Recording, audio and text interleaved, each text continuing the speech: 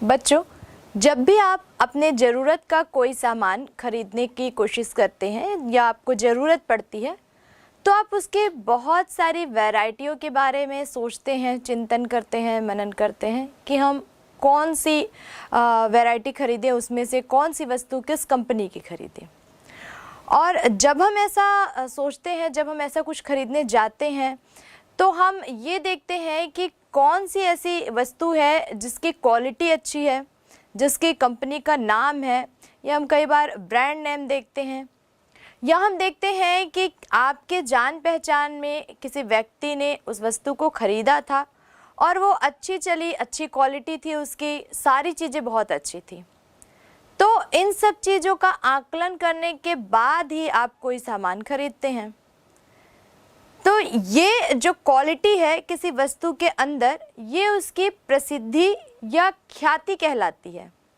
और अगर वस्तु प्रसिद्ध है, वस्तु के अंदर ख्याति है, यानी कि जिस फर्म ने उसका निर्माण किया है, उसका विक्रय किया है, उस फर्म में कोई प्रसिद्धि थी, उस फर्म में कोई क्वालिटी थी, ये उसकी गुडविल है। यानी वस्तु की तो गुडविल है ही, साथ ही साथ ये उस फर्म के भी गुडविल है जिस फर्म ने उसका निर्माण किया है, उसका विक्रय किया है। तो वास्तव में अभी हम जिस चैप्टर को पढ़ेंगे, ख्याति यानी कि गुडविल को, ये एक ऐसी अमूर्त संपत्ति है, हम कह सकते हैं, जो उन व्यवसायों में, उन व्यापारों में पाई जाती है जिनकी जो उत्पादकता होती है, जिनके वस्तु का जो प्रोडक्शन होता है वो काफ़ी अच्छी क्वालिटी का होता है, मार्केट में उनका काफ़ी अच्छा नाम होता है, यानी वो काफ़ी प्रसिद्ध होते हैं। तो प्रसिद्ध यानी कि प्रसिद्धि को ही हम गुडविल या ख्याति कहते हैं। इसको और अच्छे से समझने के लिए आइए हम गुडविल यानी कि ख्याति की कुछ परिभाषाओं को समझें। तो आपने देखा कि कई विद्वानों ने अलग अलग आधार पर ख्याति को परिभाषित किया है, लेकिन कुल मिलाकर सबका यह मानना है कि ख्याति किसी व्यापार की प्रसिद्धि है। इतने लंबे समय तक उसने जो गुणवत्ता युक्त काम किया है, जो गुण अपने उत्पादों में उसने डाला है, यही उसकी गुडविल है, यही उसकी प्रसिद्धि है, और कुल मिलाकर वो एक प्रकार की संपत्ति भी है। आइए ख्याति के कुछ लक्षणों को देखें। सबसे पहले हम देखते हैं कि ख्याति जो है वो व्यवसाय की स्थायी संपत्ति होती है। हालांकि वो दिखाई नहीं देती, इसलिए हम उसको अमूर्त भी मानते हैं, लेकिन फिर भी जब हम बैलेंस शीट बनाते हैं तो उसको हम संपत्ति मान के बैलेंस शीट के एसेट साइड में लिखते हैं। तो हम ये मान सकते हैं कि ख्याति यानी कि गुडविल किसी भी व्यवसाय की स्थायी संपत्ति है। इसी तरह इसकी एक विशेषता ये भी है कि ये अमूर्त है, अदृश्य है। किसी व्यवसाय की प्रसिद्धि, उसकी इमेज अच्छी है, उसका नाम अच्छा है, वो हमको कहीं दिखाई देता है क्या? नहीं दिखाई देता। लेकिन क्योंकि हम उसके प्रोडक्ट यूज़ करते हैं तो हमको ये फील होता है कि हाँ, ये काफ़ी अच्छा प्रोडक्ट था, इससे हमको काफ़ी उपयोगिता प्राप्त हुई। ये उसकी प्रसिद्धि है। उपयोगिता तो हमको प्राप्त होती है, लेकिन वो उपयोगिता दिखाई नहीं देती, यानी गुडविल हमको दिखाई नहीं देती, इसलिए हम इसको अमूर्त संपत्ति मान लेते हैं। एक महत्वपूर्ण विशेषता इसकी ये भी है कि इसका जो उद्देश्य होता है, इसका जो काम होता है, हम ये कह सकते हैं लाभार्जन करना होता है। सीधी सी बात है कि अगर कोई प्रोडक्ट बहुत प्रसिद्ध हो गया है, बहुत फेमस हो गया है, उसकी गुडविल अच्छी है, तो उसका पूरा का पूरा लाभ कंपनी को, उस फर्म को मिलेगा जहाँ पर उसका प्रोडक्शन हो रहा है। हम इसको सिर्फ प्रोडक्शन से ना जोड़ें, हम इसको प्रोफेशन से भी अगर जोड़ दें तो जिस व्यापार की प्रसिद्धि अच्छी है वो तो चलता अच्छा है, लेकिन साथ साथ अगर पेशे को अगर हम इसमें जोड़ दें, जैसे डॉक्टर है, इंजीनियर है, वकील है, ये अगर अपने पेशे में बहुत प्रसिद्ध हो जाते हैं तो वो उनके पेशे की ख्याति बन जाती है, उनकी अपनी गुडविल बन जाती है, जिसका सीधा सीधा लाभ प्रत्यक्ष रूप से उनको प्राप्त होता है। आप देखते होंगे कि कुछ डॉक्टर ऐसे होते हैं जो बहुत फेमस होते हैं। जब हम ट्रीटमेंट के लिए जाते हैं किसी भी चीज़ के, तो हम अपने आसपास के कुछ लोगों से पूछते हैं कि वो अमुक डॉक्टर कैसा है, हम उसके पास ट्रीटमेंट के लिए जाएं या ना जाएं। तो जब हमको बहुत अच्छे रिव्यू मिलते हैं उसके बारे में, तो हम ये मान लेते हैं कि हाँ, वो डॉक्टर अच्छा होगा, यानी कि उसकी गुडविल अच्छी है। जिन लोगों ने उनसे ट्रीटमेंट लिया उनको काफ़ी फ़ायदा हुआ, तो हम ये मान लेते हैं कि उनकी गुडविल काफ़ी अच्छी है, उनकी प्रसिद्धि काफ़ी अच्छी है, तो हम फिर उनकी ओर फिर जाते हैं। वैसे ही इसकी एक विशेषता के रूप में हम ये भी कह सकते हैं कि पुराने व्यवसाय जब हो जाते हैं तो ये गुडविल ही ऐसी चीज़ होती है जो ग्राहकों को आकर्षित करती है। कई बार हम देखते हैं कि बहुत सी चीज़ें ऐसे होती हैं जो काफ़ी लंबे समय तक हम उनका यूज़ करते चले आते हैं, तो उसके बारे में फिर हम सोचते नहीं हैं कि किसी से रिव्यू लिया जाए, किसी से पूछा जाए। ऐसा इसलिए होता है क्योंकि इनके व्यापार की जो अवधि होती है, काफ़ी लंबे समय से वो व्यापार करते चले आ रहे हैं, उन वस्तुओं का प्रोडक्शन करते चले आ रहे हैं और हम उनको यूज़ करते चले आ रहे हैं। तो ये उनकी जो एक लंबी अवधि होती है, जो पुराने व्यापार होते हैं, वो अपने आप फिर उनकी प्रसिद्धि बढ़ती जाती है, उनकी ख्याति बढ़ती जाती है। ख्याति की एक विशेषता के रूप में हम ये कह सकते हैं कि इनका व्यापार से कोई पृथक अस्तित्व नहीं होता, ये व्यापार से जुड़ी हुई होती हैं। जहाँ जहाँ व्यापार जाता है वहाँ वहाँ ख्याति जाती है। हम ये नहीं कह सकते कि व्यापार को ख्याति से अलग कर दिया जाए। जिस वस्तु का व्यापार है उस वस्तु की ख्याति उस व्यापार से ही हमेशा जुड़ी हुई होगी, यानी उस वस्तु को हम उस व्यापार से, उस कंपनी के नाम से ही जानेंगे। एक महत्वपूर्ण विशेषता इसकी ये भी है कि बहुत सारे तत्व ऐसे होते हैं जो मिलकर ख्याति यानी कि गुडविल को उत्पन्न करते हैं। ऐसा नहीं कि व्यापार का स्वामी बहुत अच्छा था तो उस व्यापार की गुडविल अच्छी है, उसके स्वामी का व्यवहार बहुत अच्छा है तो उसकी गुडविल अच्छी, ऐसा नहीं है। हम उत्पादन में जितने वस्तुओं का, जितने साधनों का प्रयोग करते हैं, अगर सब में गुणवत्ता अच्छी है, कच्चा माल अच्छी क्वालिटी का है, श्रमिक अच्छी क्वालिटी के हैं, जो मैनेजमेंट है वहाँ पे वो बहुत अच्छा है, तो ये सब मिलके एक अच्छे वस्तु का उत्पादन करते हैं। तो हम ये नहीं कह सकते कि कोई एक पर्टिकुलर कोई एक व्यक्ति किसी व्यापार की ख्याति को बढ़ा सकता है या घटा सकता है। बहुत सारे तत्व ऐसे होते हैं जो आपस में मिलके ख्याति का निर्माण करते हैं। ऐसे ही इसकी एक विशेषता ये भी है कि अमूर्त संपत्ति होने के कारण हम इसको अपलिखित नहीं कर पाते, यानी कि राइट ऑफ नहीं कर पाते। आपने देखा होगा कि जो भी स्थायी संपत्तियां होती हैं उनको हम डेप्रिसिएशन उनमें चार्ज करते हैं साल दर साल, लेकिन क्योंकि ये अमूर्त संपत्ति है, वैल्यूएशन तो हम इसकी कर लेते हैं लेकिन डेप्रिसिएशन चार्ज हम इसमें नहीं करते, और यही कारण है कि फिर हम उसको राइट ऑफ यानी कि अपलिखित या समाप्त नहीं कर पाते हैं। इस पर कुछ विद्वानों ने अपनी अलग अलग राय दी है, जिसके बारे में हम इसी अध्याय में आगे चर्चा करेंगे। फिलहाल हम देख लें कि ख्याति की प्रकृति क्या है। अलग अलग तरह का ये नेचर रखती है। जैसे कुछ विद्वान मानते हैं कि ख्याति जो है एक संपत्ति है। मैक्सिमम लोगों ने ये माना है कि संपत्ति है। क्यों संपत्ति है? क्योंकि व्यापार की जो संपत्तियां होती है वही अपना काम करके व्यापार को अधिक लाभार्जन के लिए प्रेरित करती हैं। जब हम मशीन, भवन, भूमि, इन सब स्थायी संपत्तियों का प्रयोग करते हैं तो प्रोडक्शन होता है और उसी प्रोडक्शन से फिर आगे चल के लाभ प्राप्त होता है। तो क्योंकि हमने अभी देखा कि ख्याति भी एक ऐसा तत्व है जो लाभार्जन में सहायक होता है, इसलिए ख्याति को भी हम एक संपत्ति के रूप में मानते हैं। तो एक ये इसकी प्रकृति है कि ख्याति संपत्ति की तरह है। दूसरा, हम इसकी प्रकृति पे बात करें तो एक अमूर्त संपत्ति है, अवास्तविक, सीधी सी बात है, क्योंकि वो हमको दिखाई नहीं देती, इसलिए अमूर्त संपत्ति है। हमने यहाँ पे बात की कि क्योंकि वो अमूर्त संपत्ति है तो हम उस पर डेप्रिसिएशन चार्ज नहीं करते, और क्योंकि हम उस पर डेप्रिसिएशन चार्ज नहीं करते तो हम उसको राइट ऑफ भी नहीं कर पाते।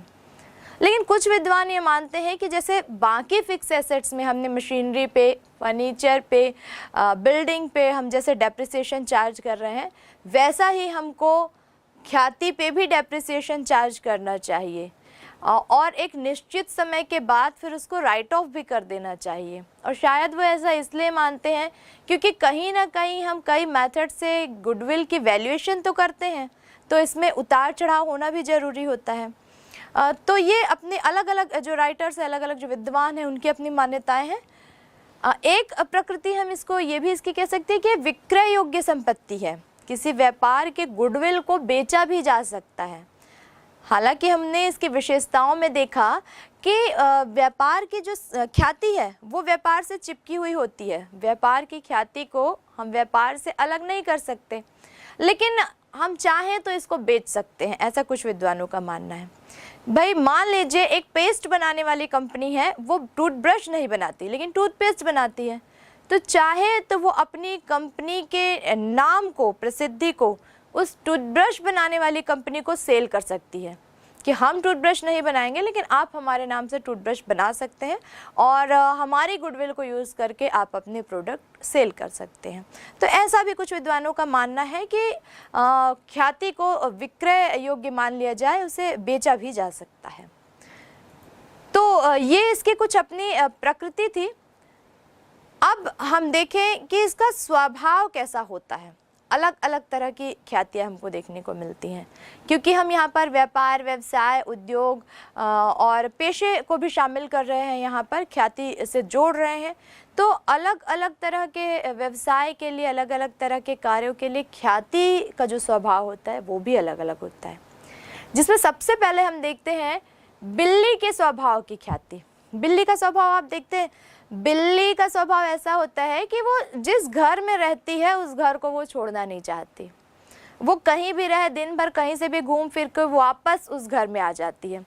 उसको इससे कोई बहुत ज़्यादा फर्क नहीं पड़ता है कि उसका जो स्वामी है, जो उसको दूध पिलाता है, खाना खिलाता है, वो कहाँ पे है। यानी उसका स्वभाव एक निश्चित स्थान पे रहने का होता है। तो कई व्यापार ऐसे होते हैं जिनकी जो गुडविल होती है वो उस व्यापार से चिपकी हुई होती है, जुड़ी हुई होती है। जहाँ वो व्यापार रहेगा वहीं पे वो ख्याति रहेगी। उन व्यापार से ख्याति को पृथक नहीं किया जा सकता। जैसे ही उस व्यापार का जो स्थान है उसको अगर परिवर्तित कर दिया जाता है तो फिर वो ख्याति जो है वो उस व्यापार में ही रह जाएगी, स्थान भले कहीं और चला जाए। यानी कि अगर मान लीजिए व्यापार को रिप्लेस कर दिया जाता है, बेच दिया जाता है, तो भी वो जो ख्याति है वो पुराने व्यापार में ही रह जाती है। नए व्यापार को उस ख्याति से किसी प्रकार का कोई लाभ नहीं मिल पाता है। वैसे ही दूसरी होती है कुत्ते की प्रकृति की ख्याति। हम ऐसे मानते हैं कि कुत्ता जो होता है वो स्वामी भक्त होता है।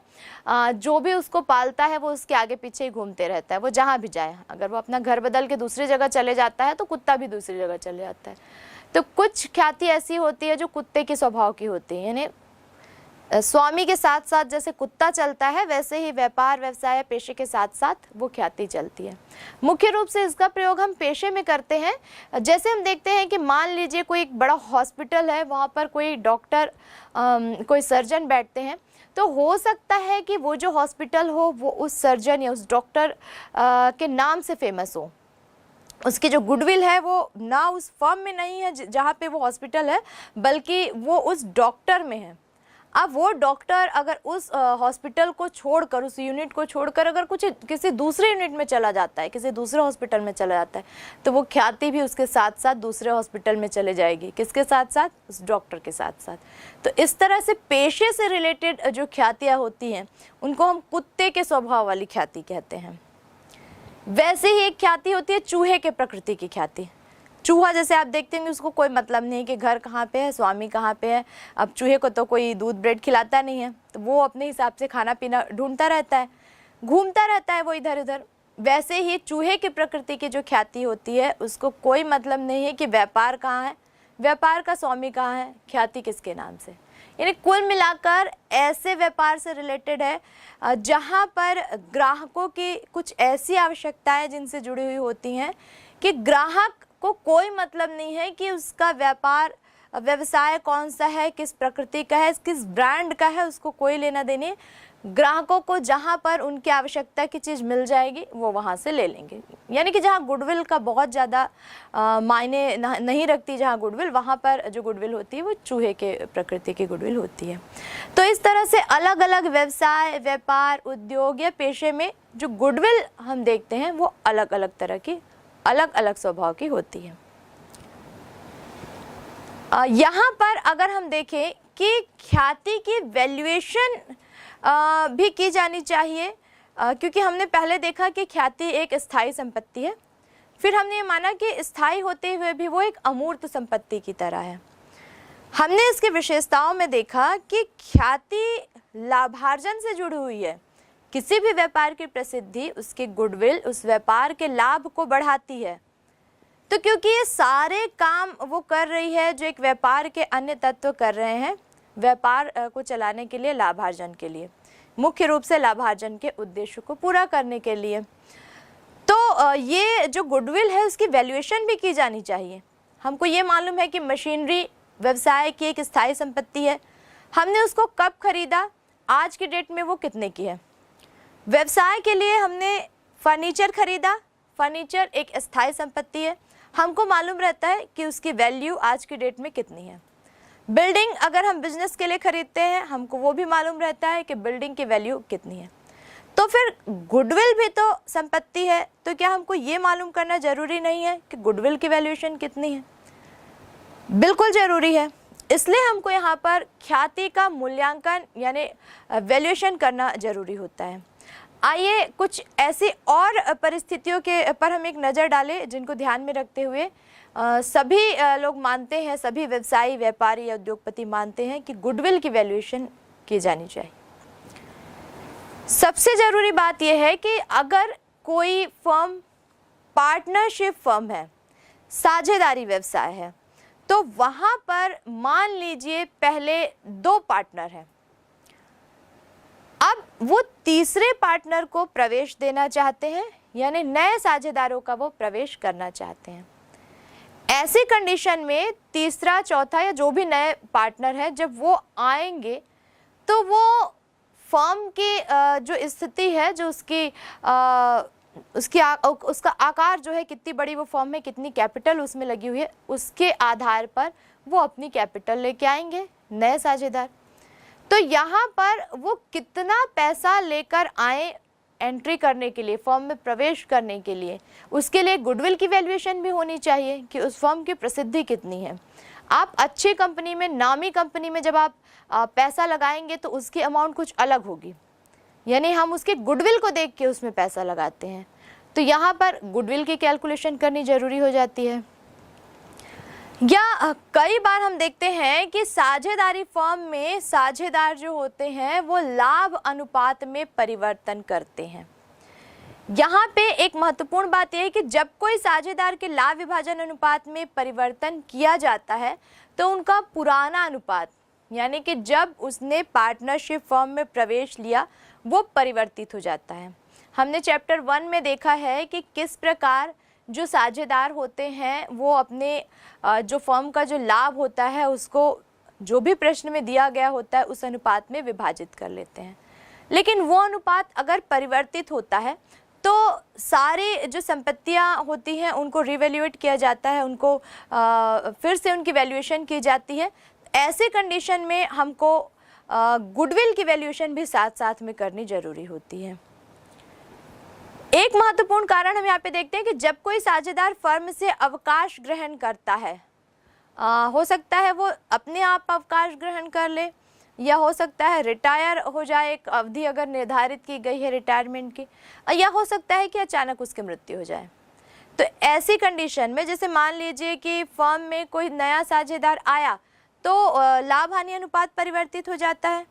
वैसे ही अगर फर्म से कोई एक साझेदार चला गया तो फिर से लाभ हानि अनुपात परिवर्तित हो जाता है। तो ऐसी कंडीशन में जब हमको एसेट्स, जितने भी एसेट्स हैं, सबके वैल्यूएशन को, सबको रिवैल्यूएट करना जरूरी हो जाता है। तो ऐसी कंडीशन में हमको सारी एसेट्स के साथ साथ गुडविल की वैल्यूएशन भी करनी पड़ती है। तो एक तो ये कारण है। एक महत्वपूर्ण बात यहाँ पर हम ये देखते हैं कि जब साझेदारी फर्म को एक कंपनी के रूप में परिवर्तित किया जाता है, दोनों में काफ़ी अंतर है। हमने साझेदारी अधिनियम 1932 के अंतर्गत पढ़ा कि किन किन नियमों के आधार पर हम साझेदारी फर्म की स्थापना करते हैं। कंपनी अधिनियम बिल्कुल उससे अलग है। जब हम पार्टनरशिप फर्म को कंपनी में हम परिवर्तित करते हैं तो बहुत सारे नियम जो होते हैं वो हमको चेंज करने पड़ते हैं। यहाँ पर भी हमको अपने जो एसेट्स और लायबिलिटी होती है उनको देखना पड़ता है कि उनकी क्या स्थिति है। तो जब हम सारे एसेट्स की वैल्यूएशन करेंगे तो यहाँ पर हमको फिर ख्याति को भी की वैल्यूएशन भी करनी पड़ेगी। एक महत्वपूर्ण बात यहाँ पे आती है कि जब साझेदारी फर्म का एकीकरण हो जाता है, अमलगमेशन हो जाता है, दो ऐसी फर्म में जो एक ही प्रकृति का काम कर रही हैं, जैसे मान लीजिए कि एक कपड़ा बनाने वाली एक फर्म है ABC और एक कपड़ा बनाने वाली दूसरी फर्म है HDF। दोनों की प्रकृति एक ही है, दोनों कपड़ा बनाती हैं। अगर ये अमलगमेशन इनका होता है, अगर इन फर्मों का अमलगमेशन होता है, एकीकरण होता है, तो ऐसी कंडीशन में पहली कंपनी और दूसरी कंपनी दोनों में जो गुडविल थी उनकी वैल्यूएशन करनी पड़ती है कि दोनों की अलग अलग कितनी कितनी गुडविल थी। तो बहुत सारे ऐसे कारण होते हैं जहाँ पे फर्म की संपत्तियों का पुनर्मूल्यांकन करना पड़ता है, उनका रिवैल्यूएशन करना पड़ता है। तो क्योंकि स्थायी संपत्ति के साथ साथ ख्याति जो है वो भी एक स्थायी यानी कि अमूर्त संपत्ति के रूप में फर्म में रहती है, इसलिए उसका भी वैल्यूएशन किया जाना जरूरी होता है।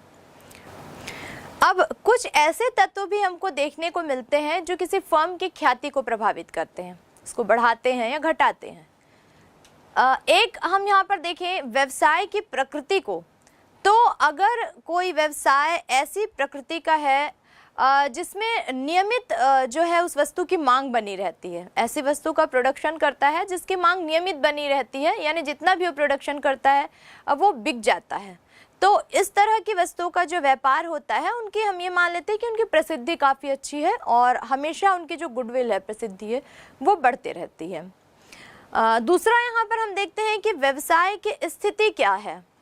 अगर कोई व्यवसाय, कोई व्यापार ऐसी जगह पर स्थित है जो पहुँच सुलभ है, यानी कि बहुत आसानी से लोग वहाँ पर पहुँच जाते हैं, मार्केट के बीच में है, बहुत सारी जनसंख्या के बीच में है, वो लोग वहाँ पर रहते हैं, लोगों की आवाजाही रहती है, तो जाहिर सी बात है कि ऐसे जो दुकान होते हैं, ऐसे जो व्यवसाय होते हैं, वहाँ पर जो माल होता है वो लगातार बिकता है, वो रुकता नहीं है, यानी जितना भी प्रोडक्शन होता है उसके सेल होने की पूरी संभावना बनी रहती है।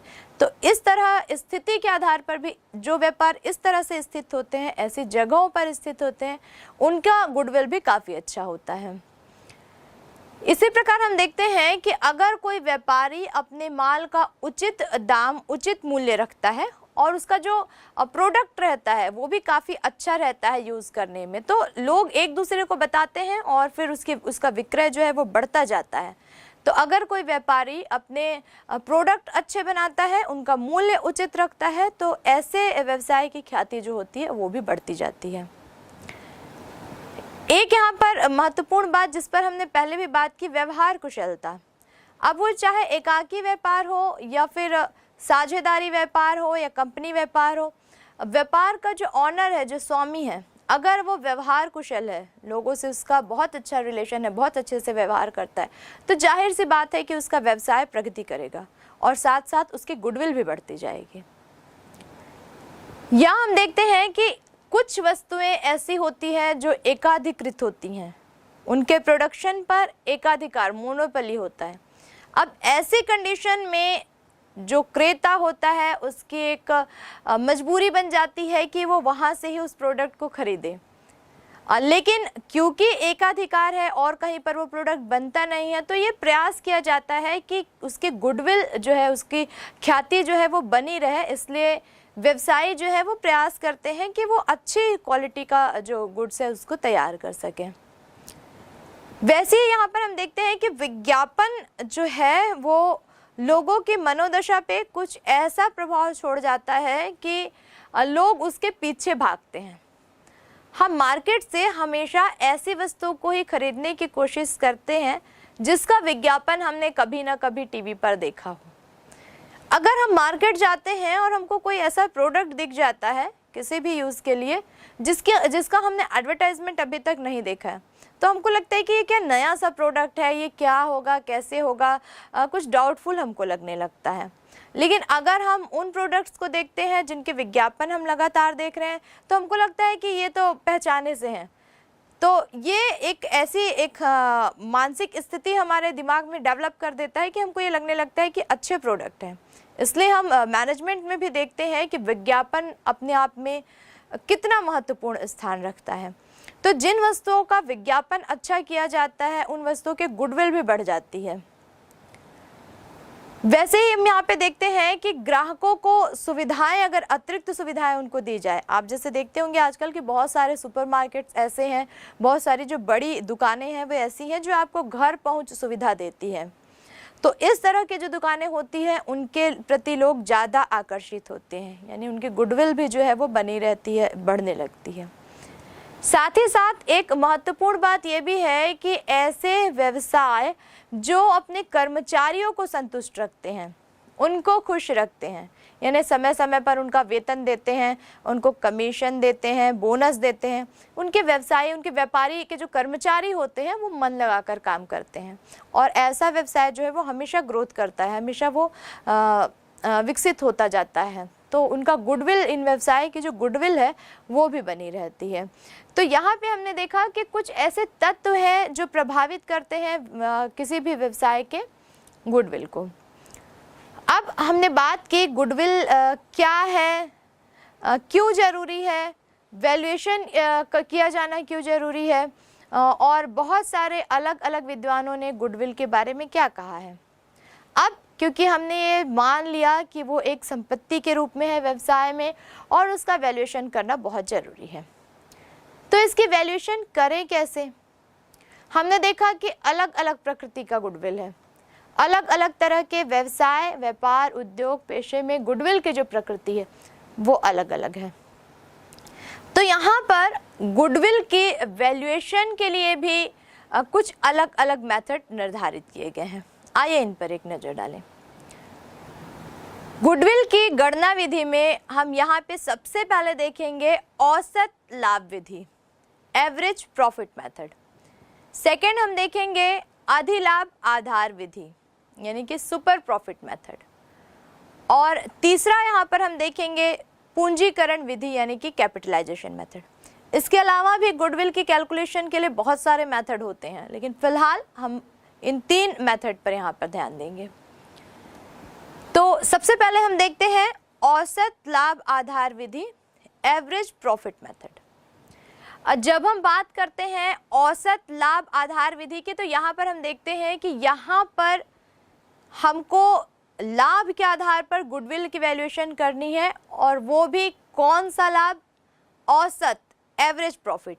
यानी यहाँ हम देखते हैं कि जो गत वर्ष के जो औसत लाभ हैं उनके आधार पर जब हम गुडविल की वैल्यूएशन करते हैं तो हम एक फॉर्मूले का प्रयोग करते हैं। यहाँ पे कौन सा फॉर्मूला लगाते हैं हम यहाँ पे, ख्याति बराबर औसत लाभ गुणित क्रय किए गए वर्षों की संख्या। अब औसत लाभ हमको ज्ञात करना होगा, तो औसत लाभ के लिए हम क्या करेंगे, औसत लाभ बराबर गत वर्ष के कुल लाभ माइनस हानि। अगर क्वेश्चन में औसत लाभ दिया गया है, सिर्फ औसत लाभ, तो उसका प्रयोग हम इस फॉर्मूले में करेंगे। लेकिन मान लीजिए हानि भी दी गई है, तो पहले हम औसत लाभ में से हानि को माइनस कर लेंगे, उसके बाद हम फिर जो बैलेंस बचता है उसके आधार पर ख्याति का मूल्यांकन हम यहाँ पर करेंगे। इसके साथ साथ भारित औसत लाभ को भी जान लें, वेटेड एवरेज मेथड को भी हम देख लें। तो क्योंकि जैसे हम यहाँ पे देख रहे हैं कि भारित औसत लाभ वाली जो विधि है, ये एक प्रकार से हम कहें तो जो औसत लाभ विधि है उसका एक सुधरा हुआ रूप है। वेटेड बेस हम यहाँ पर कैलकुलेशन करते हैं, तो इसके लिए जब हम जो भी वर्ष होते हैं उन वर्षों के जो लाभ होते हैं उनको हम भार, लाभ का जो वेट होता है उससे हम उसको मल्टीप्लाई करते हैं, और फिर उसके आधार पर हम यहाँ पे गुडविल की वैल्यूएशन करते हैं। इसके लिए हम सिंपल सा एक फॉर्मूला यूज करते हैं, भारित औसत लाभ बराबर गुणनफल का योग बटे भार का योग, यानी weighted average profit equal to total of product of profit divided by total of weight. तो इसके आधार पर हम बहुत आसानी से निकाल लेते हैं प्रॉफिट, और फिर हम उसको गुडविल के फॉर्मूले में रख के उसकी कैलकुलेशन कर सकते हैं। तो गुडविल की कैलकुलेशन के लिए यहाँ पे हम फॉर्मूला यूज करते हैं, ख्याति बराबर भारित औसत लाभ गुणित क्रय के वर्ष, goodwill equal to weighted average profit into number of year. तो आइए इन फॉर्मूले के आधार पर वेटेड एवरेज मेथड और सिंपल एवरेज मेथड से कुछ क्रियात्मक प्रश्नों को हल करके इस मेथड को हम और अच्छे से समझें।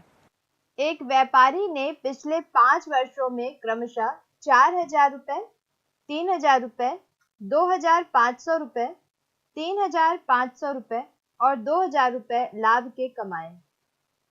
आय ख्याति की राशि निकालिए यदि यह गत 5 वर्षों के औसत लाभ का 3 गुना हो। इस प्रश्न में हम देख रहे हैं कि 5 वर्षों के लाभ दिए गए हैं और इन लाभ के आधार पर हमको औसत लाभ की गणना करनी है और औसत लाभ आधार विधि से हमको ख्याति की गणना करनी है। तो यहाँ सबसे पहले हम 5 वर्षों के लाभ के आधार पर औसत लाभ निकाल लेंगे। औसत लाभ निकालने के लिए हम गत 5 वर्षों के कुल लाभ को 5 से भाग देते हैं।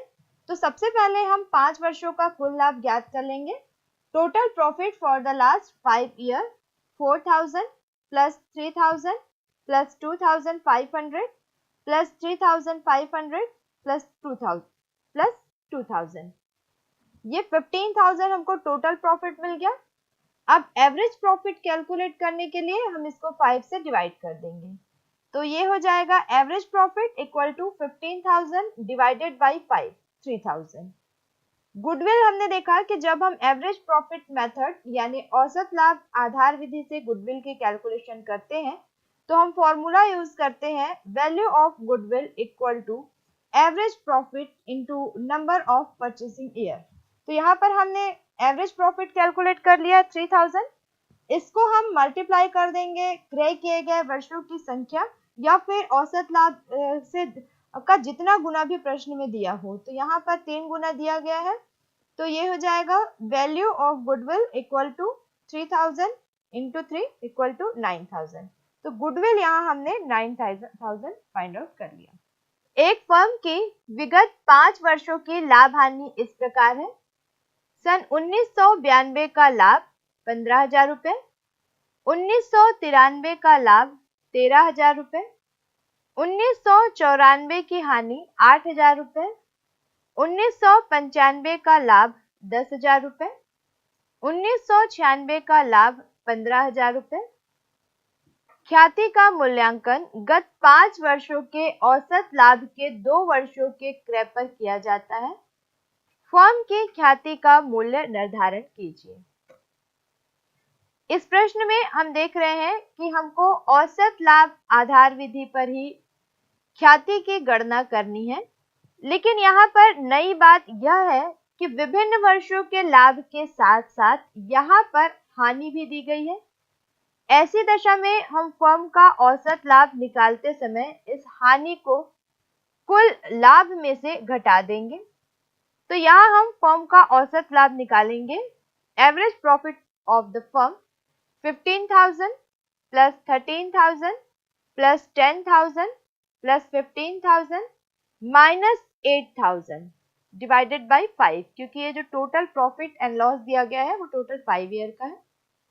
तो ये हमारे पास आ जाएगा 45,000 डिवाइडेड बाई 5 यानी 9,000 हमको average profit of the firm मिल जाएगा। अब क्योंकि हमको एवरेज प्रॉफिट मिल गया है, अब हम बहुत आसानी से इसको गुडविल के फॉर्मूले में रखकर गुडविल फाइंड आउट कर लेंगे।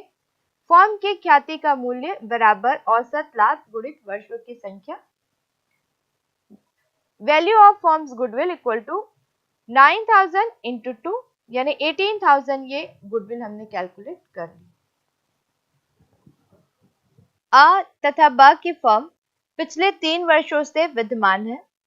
उसने प्रथम वर्ष में 2,50,000 रुपए का लाभ कमाया। दूसरे वर्ष में उसने प्रथम वर्ष की अपेक्षा 50,000 रुपए अधिक लाभ कमाया। तीसरे वर्ष में उसने दूसरे वर्ष की तुलना में 1 लाख रुपए कम कमाया। औसत लाभ के 2 वर्षों के क्रय पर ख्याति की गणना कीजिए। इस प्रश्न में हम देख रहे हैं कि हमें ख्याति की गणना औसत लाभ आधार विधि से ही करना है, जिसे हम एक बहुत ही आसान सूत्र के द्वारा कर सकते हैं। ख्याति बराबर औसत लाभ गुणित क्रय के वर्ष। Goodwill equal to average profit into number of purchase year. और एवरेज प्रॉफिट भी हम बहुत आसानी से कैलकुलेट कर लेंगे। Average profit equal to total profit divided by number of year. औसत लाभ बराबर कुल लाभ बटे वर्षों की संख्या। लेकिन क्योंकि यहाँ पर लाभ के बारे में बताया गया है कि प्रथम वर्ष में उसने जो लाभ कमाया था, दूसरे वर्ष में उसने प्रथम वर्ष की अपेक्षा 50,000 अधिक कमाया और तीसरे वर्ष में उसने दूसरे वर्ष की तुलना में 1 लाख रुपए कम कमाया। तो एक्चुअल जो प्रॉफिट है प्रथम, द्वितीय और तृतीय वर्ष के, उनको हमको पहले कैलकुलेट कर लेना होगा। तो सबसे पहले हम देखते हैं प्रथम वर्ष का लाभ, profit of the first year 2,50,000 जो कि क्वेश्चन में दिया है, और दिया गया है कि दूसरे वर्ष में उसने प्रथम वर्ष की अपेक्षा 50,000 रुपए अधिक लाभ कमाया। क्योंकि प्रथम वर्ष उसने 2,50,000 उसका प्रॉफिट था, अब उसमें हम प्लस कर देंगे 50,000 और, तो 3 लाख हो जाएगा इसका प्रॉफिट दूसरे साल। तीसरे साल उसने दूसरे वर्ष की तुलना में 1 लाख कम कमाया, यानी तीसरे साल उसने कितना कमाया, दूसरे साल कमाया था 3 लाख, उससे 1 लाख कम, यानी 3 lakh minus 1 lakh equal to 2 lakh. तो यहां पर एक्चुअल प्रॉफिट फर्स्ट ईयर के लिए हो जाएगा 2,50,000, सेकेंड ईयर के लिए हो जाएगा 3 लाख और थर्ड ईयर के लिए हो जाएगा 2 लाख, यानी टोटल प्रॉफिट हो जाता है 7,50,000। और एवरेज प्रॉफिट हम निकालेंगे तो 7,50,000 अपॉन 3 यानी 2,50,000 हो जाता है। इसके आधार पर हम बहुत आसानी से गुडविल कैलकुलेट कर सकते हैं। तो ये हो जाएगा goodwill equal to average profit into number of purchase year, 2,50,000 into 2, क्योंकि यहाँ पर दिया गया है calculate goodwill on 2 year purchase of the average profit, 2 वर्षों के क्रय के आधार पर। तो 2 से हम इसको मल्टीप्लाई कर देंगे तो 5 लाख हमको यहाँ पर गुडविल मिल जाता है। अमर ने एक साझेदारी फर्म के व्यवसाय को 1 जनवरी 2001 से क्रय किया। गत 5 वर्षों में फर्म के व्यवसाय से लाभ इस प्रकार रहे हैं: 1996 में 75,000 रुपए, 5,000 रुपए के असामान्य लाभ सहित, 1997 में 80,000 रुपए, 15,000 रुपए असामान्य हानि सहित, 1998 में 90,000 रुपए, 1999 में 85,000 रुपए। इसमें साझेदारों के निजी व्यय 5,000 रुपए लिखने के बाद वर्ष 2000 का लाभ है 1 लाख रुपए। विगत 5 वर्षों के औसत लाभ के 3 वर्ष के क्रय के आधार पर फर्म की ख्याति के मूल्य की गणना कीजिए। इस प्रश्न में हम देख रहे हैं कि 5 वर्षों का औसत लाभ दिया गया है, लेकिन वर्ष 1996, 1997 और 1999 में कुछ समायोजन भी है। जैसे यहाँ पर दिया गया है कि वर्ष 1996 में जो 75,000 रुपए का लाभ हमको शो हो रहा है, उसमें 5,000 रुपए का असामान्य लाभ भी शामिल है। तो हमने देखा कि जब भी हम ख्याति का मूल्यांकन करते हैं तो हम सामान्य लाभ के आधार पर ही मूल्यांकन करते हैं। तो यहाँ पर हम वर्ष 1996 का जो लाभ है 75,000 रुपए, उसमें से 5,000 रुपए असामान्य लाभ को घटा देंगे, यानी कि एक्चुअल प्रॉफिट जो है 1996 का वो हम 70,000 रुपए 70,000 रुपीज ही मानेंगे। ठीक इसी तरह वर्ष 1997 में 80,000 रुपए का लाभ दिखा रहा है, लेकिन इसमें 15,000 रुपए की असामान्य हानि है। अब क्योंकि वो हानि है तो जिस तरह हमने असामान्य लाभ को जोड़ा था, तो यहाँ पर हमको असामान्य हानि को इसमें ऐड कर देना है। यहाँ पे ये जो प्रॉफिट होगा वो हमको शो होगा 95,000 रुपए। 1998 के प्रॉफिट में किसी प्रकार का कोई समायोजन नहीं है, तो हम उसको एज इट इज 90,000 लिख देंगे। 1999 में जो 85,000 रुपए का लाभ दिख रहा है, इसमें निजी व्यय भी है, इसमें साझेदारों के निजी व्यय लिखने के बाद का ये लाभ है, यानी कि ये आहरण है। और जब हम बैलेंस शीट बनाते हैं तो हम देखते हैं कि किस प्रकार हम दायित्व साइड में पूंजी और आहरण को जोड़कर लिखते हैं। तो हम इस 85 में 5,000 प्लस कर देंगे तो ये 90,000 हो जाएगा। वैसे ही प्रॉफिट यहाँ पर 2,000 का दिया है 1 लाख, जिसमें किसी प्रकार का कोई समायोजन नहीं है। अब हम 5 साल का ये कुल लाभ अगर जोड़ देते हैं तो ये आ जाता है 4,45,000, और हम इसको डिवाइड कर देते हैं नंबर ऑफ ईयर, यानी 5 से अगर हम इसको डिवाइड कर देते हैं तो ये आ जाता है 89,000। अब क्योंकि हमको एवरेज प्रॉफिट मिल गया है, अब गुडविल हमको कैलकुलेट करना है, तो गुडविल हो जाएगा यहाँ पर average profit into number of purchase. Average profit हमने यहाँ पर निकाल लिया है 89,000। नंबर ऑफ परचेज क्वेश्चन में दिया गया है, 3 वर्षों के क्रय के आधार पर ख्याति का मूल्यांकन करना है। 3 से हम इसको गुणा कर देंगे, 89,000 इंटू 3, तो ये 2,67,000 गुडविल हमको यहाँ पर मिल जाएगी।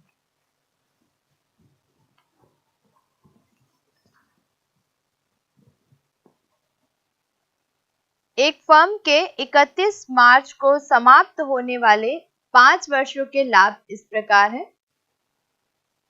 सन 2008 रुपए 10,000, 2009 12,000, 2010 15,000, 2011 12,500, 2012 9,000। भारित औसत लाभ विधि का प्रयोग करते हुए 3 वर्षों के क्रय के आधार पर ख्याति का मूल्यांकन कीजिए।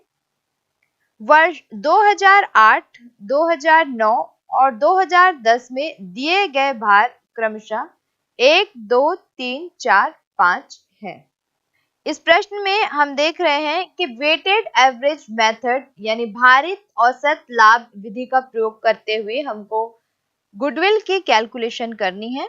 तो सिस्टमेटिक अगर हम इसको कैलकुलेट करते हैं तो हमको इसके लिए एक टेबल बना लेना चाहिए जिसमें 4 कॉलम होंगे। फर्स्ट कॉलम में हम ईयर लिखेंगे, सेकेंड कॉलम में प्रॉफिट वैल्यू लिखेंगे, थर्ड कॉलम में वेट लिखेंगे और उसके बाद हम प्रोडक्ट कैलकुलेट करेंगे और इसके आधार पर फिर हम फॉर्मूला पुट करके गुडविल की कैलकुलेशन बहुत आसानी से कर सकते हैं। तो यहाँ पर हम ईयर देख रहे हैं 2008, 2009, 2010, 2011 और 2012। प्रॉफिट हम देख रहे हैं यहाँ पर 2008 के लिए 10,000, 2009 के लिए 12,000, 2010 के लिए 15,000, 2011 के लिए 12,500 और 2012 के लिए 9,000। वेट यहाँ पर दिया गया है क्वेश्चन में कंटिन्यूअस अगर हम देखें तो 2008 से 12 तक में 1, 2, 3, 4, 5 इसका वेट दिया गया है।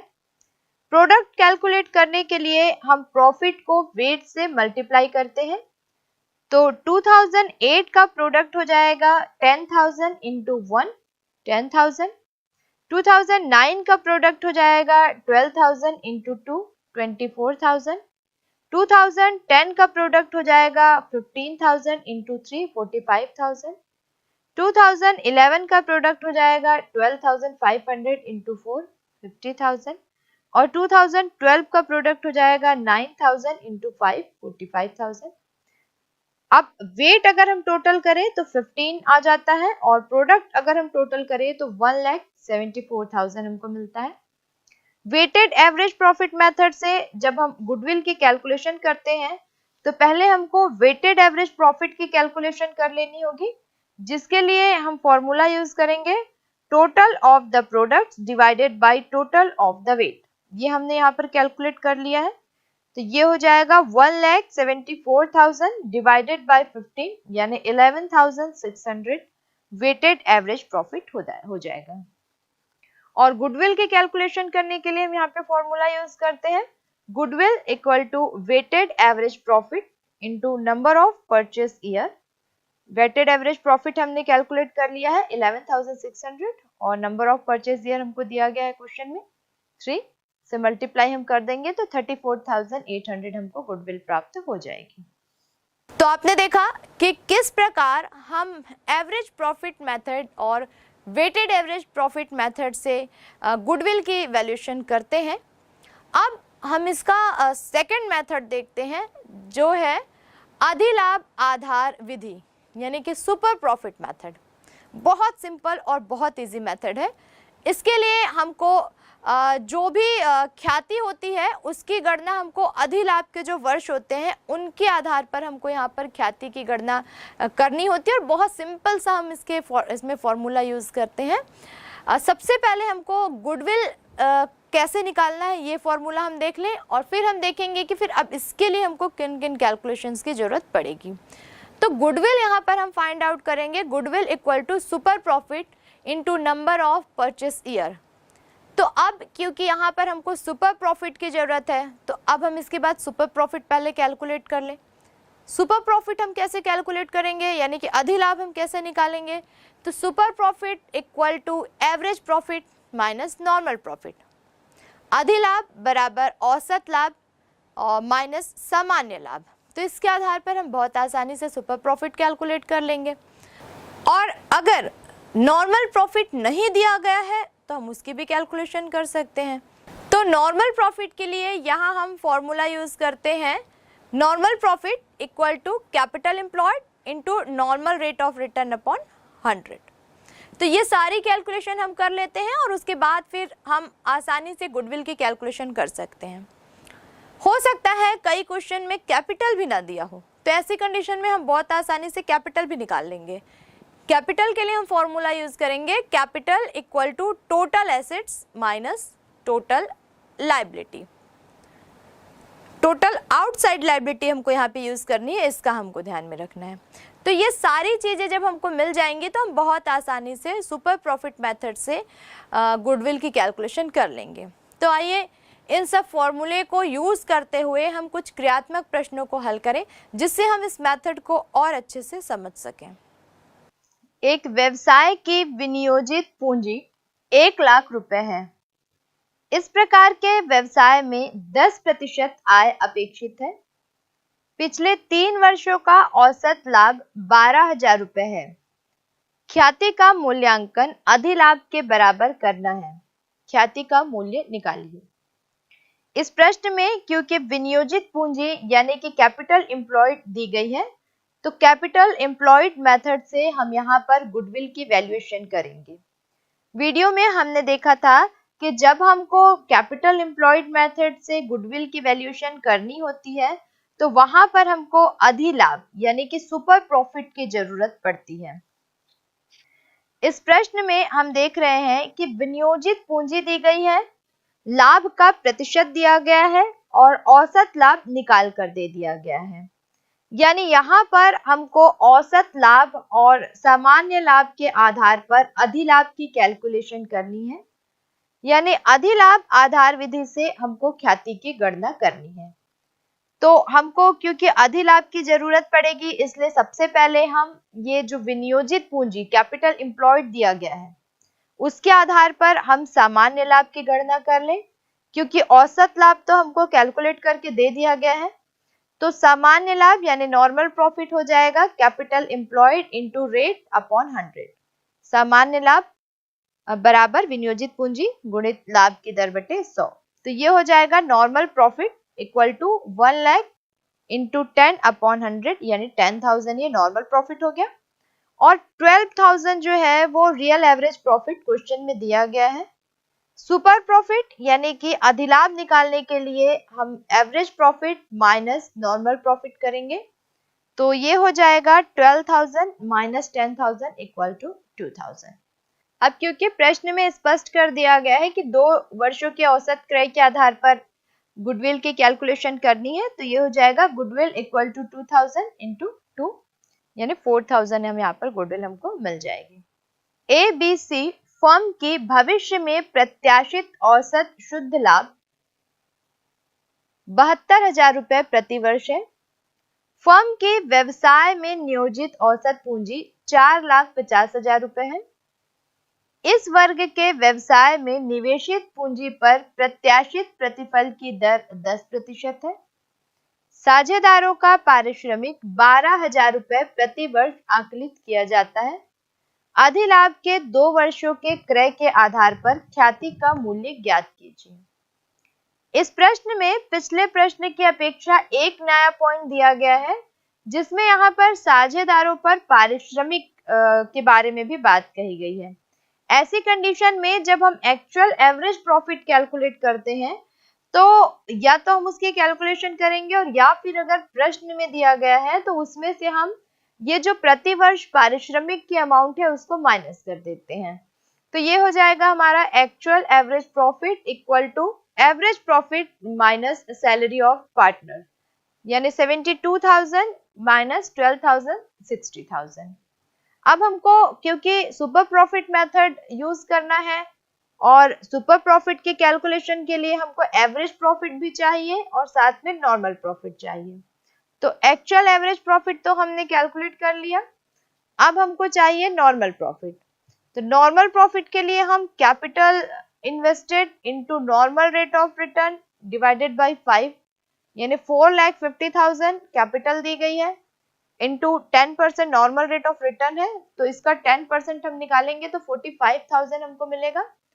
अब हम सुपर प्रॉफिट निकाल लेंगे एवरेज प्रॉफिट में से नॉर्मल प्रॉफिट को माइनस करके, तो ये हो जाएगा 60,000 माइनस 45,000 यानी कि 15,000। और वैल्यू ऑफ गुडविल के कैलकुलेशन के लिए हम सुपर प्रॉफिट को मल्टीप्लाई कर देंगे नंबर ऑफ ईयर परचेस। तो नंबर ऑफ ईयर परचेस यहाँ पर प्रश्न में दिया गया है, 2 वर्षों के क्रय के आधार पर ख्याति का मूल्य ज्ञात कीजिए। सुपर प्रॉफिट हमने कैलकुलेट कर लिया 15,000, तो वैल्यू ऑफ गुडविल हो जाएगी 15,000 इंटू 2 इक्वल टू 30,000। एक फर्म का औसत लाभ 25,000 रुपए है, सामान्य लाभ की दर 10% है, फर्म की संपत्तियां 30,000 तथा दायित्व 1,50,000 रुपए हैं। अधिलाभ के 2 वर्षों के क्रय के आधार पर ख्याति का मूल्यांकन कीजिए। यहाँ पर भी हमको अधिलाभ आधार विधि यानी कि सुपर प्रॉफिट मेथड से गुडविल की कैलकुलेशन करनी है, लेकिन यहाँ पर एक नया पॉइंट दिया गया है जिसमें फर्म की संपत्ति और दायित्व के बारे में बताया गया है। फर्म की संपत्ति और दायित्व तो दिया गया है, लेकिन जैसे कि पहले के प्रश्नों में दिया गया था विनियोजित पूंजी यानी कि कैपिटल एम्प्लॉयड वो नहीं दिया गया है। तो हम फर्म की एसेट्स और लायबिलिटी के बेस पे कैपिटल एम्प्लॉयड कैलकुलेट कर लेंगे, जैसे कि हमने वीडियो में देखा था। तो यहाँ हम सबसे पहले कैपिटल एम्प्लॉयड कैलकुलेट करेंगे।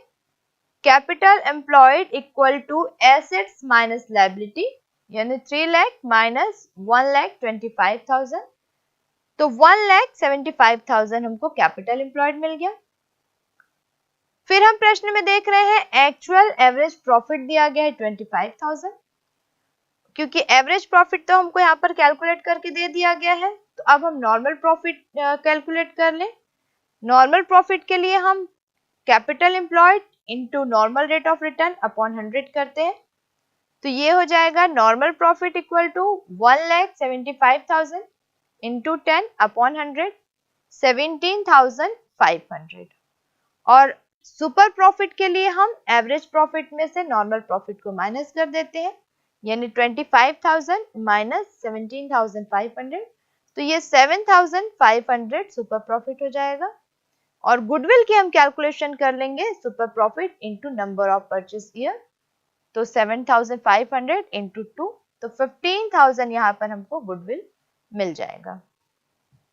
Messrs Hemlata and brothers firm का औसत लाभ 33,600 रुपए था, जिसमें 1,600 रुपए का असामान्य लाभ शामिल है। व्यवसाय में 3 लाख पूंजी निवेश थी। सामान्य लाभ की दर 10% थी। ख्याति का मूल्यांकन अधिलाभ के 4 गुना के आधार पर कीजिए। यहाँ पर हम देख रहे हैं कि हमको एवरेज प्रॉफिट मेथड से ही गुडविल की वैल्यूएशन यहाँ पर हमको करनी है। उसके लिए हमको यहाँ पर देखना है कि हमारा एवरेज प्रॉफिट क्या है। तो एवरेज प्रॉफिट क्योंकि 33,600 है, लेकिन एक नई बात यहाँ जो बताई गई है कि इस 33,600 में 1,600 रुपीज का एबनॉर्मल प्रॉफिट यानी असामान्य लाभ शामिल है, जिसको कि हम एवरेज प्रॉफिट की कैलकुलेशन में इंक्लूड नहीं करते हैं। तो अब शामिल है कह दिया गया है, तो हम इसको इसमें से हटा देंगे एक्चुअल एवरेज प्रॉफिट ज्ञात करने के लिए। तो एक्चुअल एवरेज प्रॉफिट हो जाएगा 33,600 माइनस 1,600 यानी कि 32,000। और नॉर्मल प्रॉफिट हम निकाल लेते हैं बहुत आसानी से, क्योंकि यहाँ पर कैपिटल दी गई है और नॉर्मल रेट ऑफ रिटर्न दिया गया है। तो ये हो जाएगा normal profit equal to capital employed into normal rate of return, 3 lakh into 10%, तो 30,000 इसका नॉर्मल प्रॉफिट हो जाएगा। अब हम इसके आधार पर सुपर प्रॉफिट कैलकुलेट कर लेंगे। तो सुपर प्रॉफिट हो जाएगा average profit minus normal profit, यानी 32,000 माइनस 32,000, यानी 32,000 माइनस 30,000, तो 2,000 यहाँ पर हमको सुपर प्रॉफिट मिल जाएगा। और फिर हम गुडविल कैलकुलेट कर लेंगे, super profit into number of purchase year, तो ये हो जाएगा 2000 इंटू 4, यानी 8000 यहाँ पर हमको गुडविल मिल जाएगी। ABC फर्म का भविष्य में अनुमानित औसत शुद्ध लाभ 75,000 रुपए प्रति वर्ष है। फर्म की व्यवसाय में विनियोजित पूंजी 3 लाख रुपए है। इस प्रकार के व्यवसाय में विनियोजित पूंजी पर 12% आय अपेक्षित है। साझेदारों का पारिश्रमिक 9,000 रुपए प्रति वर्ष अनुमानित है।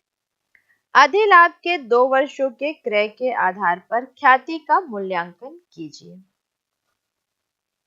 इस प्रश्न में हमको ख्याति का मूल्यांकन अधिलाभ के 2 वर्षों के क्रय के आधार पर करना है, यानी सामान्य हम अधिलाभ आधार विधि के आधार पर ही यहाँ पर ख्याति का मूल्यांकन कर रहे हैं। यहाँ हम देख रहे हैं कि हमको नॉर्मल प्रॉफिट निकालने के लिए कैपिटल एम्प्लॉयड दी गई है और नॉर्मल रेट ऑफ रिटर्न दिया गया है।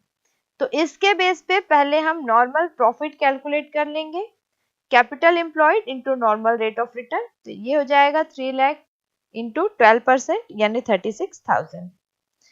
एवरेज प्रॉफिट के बारे में हमको बताया गया है कि 75,000 पर ईयर है, लेकिन यहाँ पर साझेदारों के पारिश्रमिक की भी बात कही गई है 9,000, तो इसको हम क्योंकि एवरेज प्रॉफिट में इंक्लूड नहीं करते हैं, तो इसको हम यहाँ पर 75,000 में से माइनस कर देंगे, 66,000 आ जाएगा एवरेज प्रॉफिट। और क्योंकि हमने एवरेज प्रॉफिट कैलकुलेट कर लिया, नॉर्मल प्रॉफिट कैलकुलेट कर लिया, तो इसके आधार पर हम बहुत आसानी से सुपर प्रॉफिट की कैलकुलेशन कर सकते हैं। तो ये हो जाएगा super profit equal to average profit minus normal profit. 66,000 minus 36,000 यानी 30,000 हमारा सुपर प्रॉफिट हो गया। और फिर हम गुडविल की कैलकुलेशन कर लेंगे, goodwill equal to super profit into number of purchase year, यानी ये हमने यहाँ पर कैलकुलेट कर लिया super profit 30,000, number of purchase year यहाँ पर दिया गया है 2, तो ये हो जाएगा 60,000।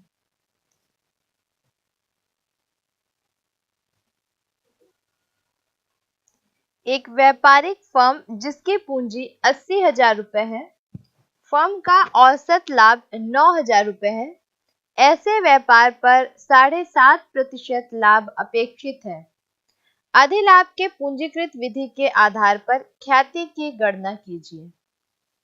यहाँ पर हमको पूंजीकृत विधि का प्रयोग करते हुए ख्याति की गणना करनी है, और उसके लिए हमको सबसे पहले हम देखते हैं कि फॉर्मूला हम क्या यूज करेंगे इसके लिए।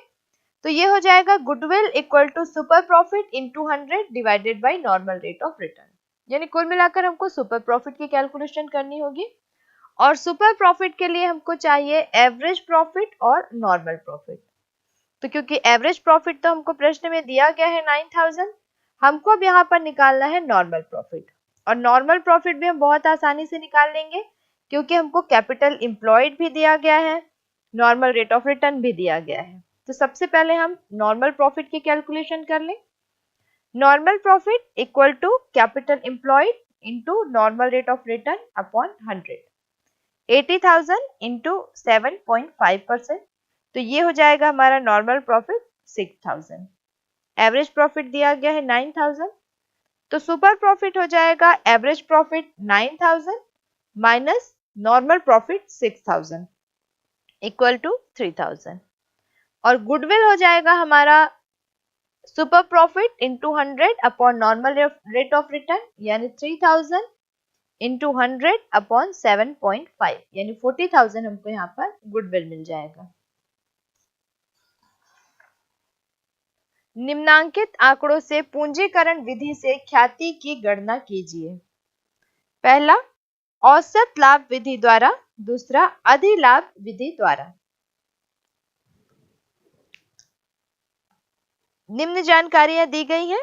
पहला औसत लाभ है 1,29,600, सामान्य लाभ की दर 10%, संपत्तियां यानी एसेट्स 17,46,000, दायित्व यानी लायबिलिटी 7,20,000।